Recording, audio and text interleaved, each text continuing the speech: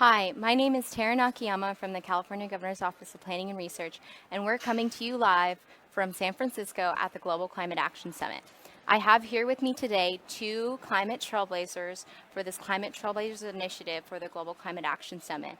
There are 23 leaders from continents around the world that are fighting on the front line of climate impacts and finding really innovative solutions to climate change.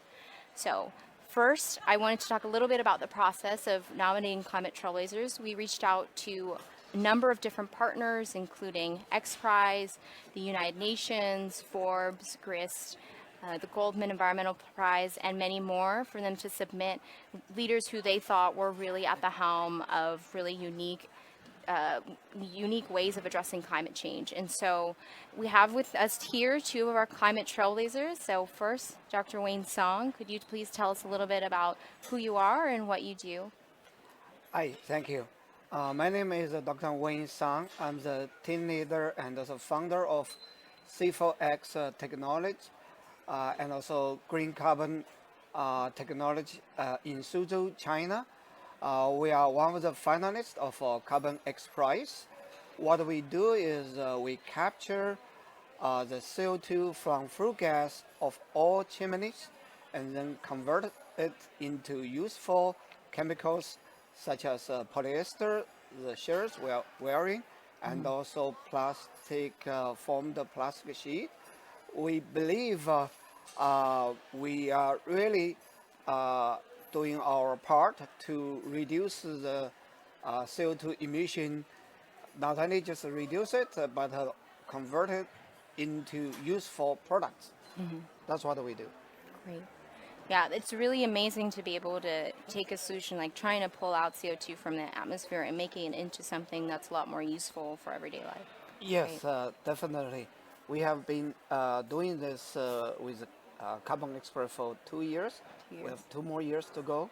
We have to build up a pilot system at a coal power station in Wyoming here in States, and then compete with other 4 countries to try to be the number 1 in the world. Great. Thank you. So we have Asia and North America represented, and now Celia from Latin America, from Belize. Can you tell us a little bit more about who you are and what you're working on? Yes, so I'm Celia Mahung, and I'm the Executive Director of the Toledo Institute for Development and Environment. We're based in southern Belize, and our organization does a number of things. Foremost, resource management from ridge to reef.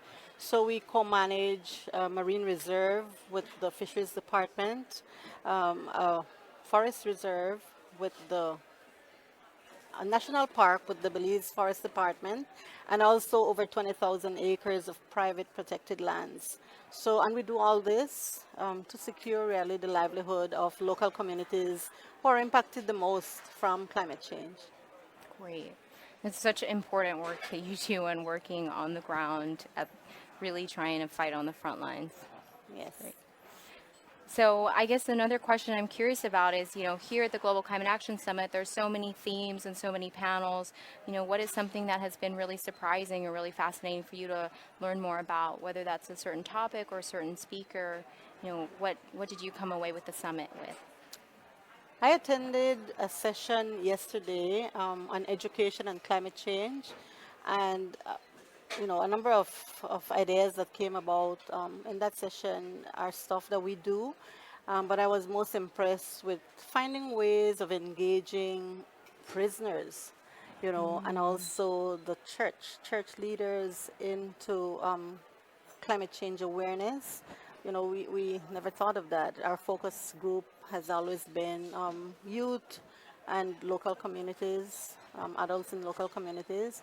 And so I now have an opportunity to engage a new target group in our outreach on climate change. That's great. I've been attended so many sessions like a China Pavilion and also most of the plenary session.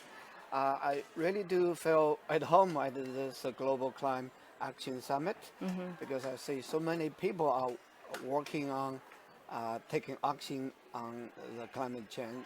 So I really feel very comfortable to be here, and also we met other trailblazers talk about what they are doing. So I'm very pleased to be here.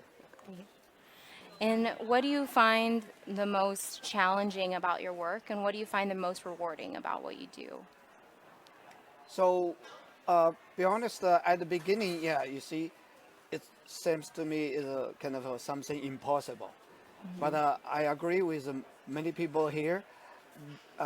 Anything sustainable, as a business or the climate action here, should be like good for the human society and also should be profitable.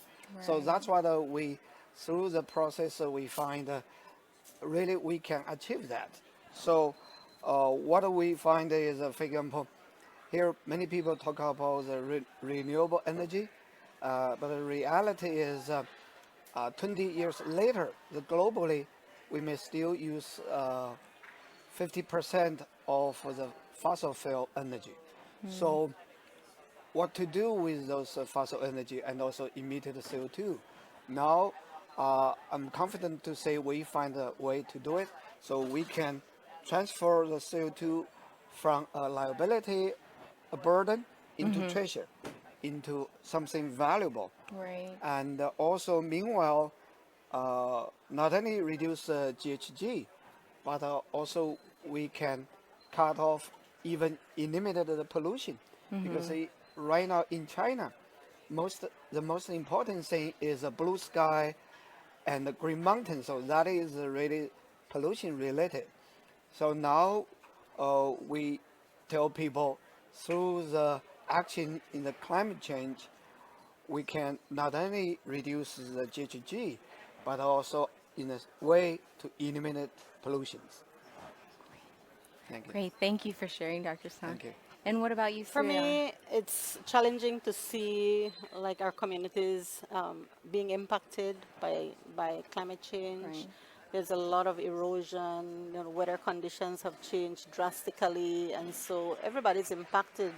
Very, very vulnerable groups are impacted, and I don't think that we have the kinds of resources to assist them to be able to adapt to climate change.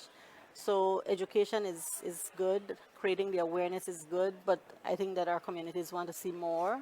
They want to see tangible outputs. They want us to find funding to be able to help them to, to adapt and improve their lives. And so that for me is the greatest challenge. And what do you find the most rewarding in your work? Being able to do something, being able to be a change, the change, and to work with others who are interested in doing something. And I know for sure that our government is also seeking funding opportunities abroad to address some of the mitigation that can happen. That's great. That's great. So I guess looking into the future, kind of where do you think you'd like to move into next with your work? What kind of new obstacles would you like to take on? For sure, I have the Paris Agreement as a target in mind. I think for China to really reach the overall goal of Paris Agreement, I really have to utilize the CCUS technology. So we are confident with our contribution. Really, China can reduce the CO2 emission and also GHG emission by 50% about like the middle of the century, and also reach the Paris Agreement goal. Yes, I'm very confident. Very confident. Thank The 50% in China would be huge in terms of emissions. Yes, Yes. it is. It is huge. But again, of course, we cannot do it alone ourselves. Right. The government, the business, especially at this conference, for the young people, if the young people take action, so they will be the mainstream force. Yes. I appreciate you saying that. Thank you.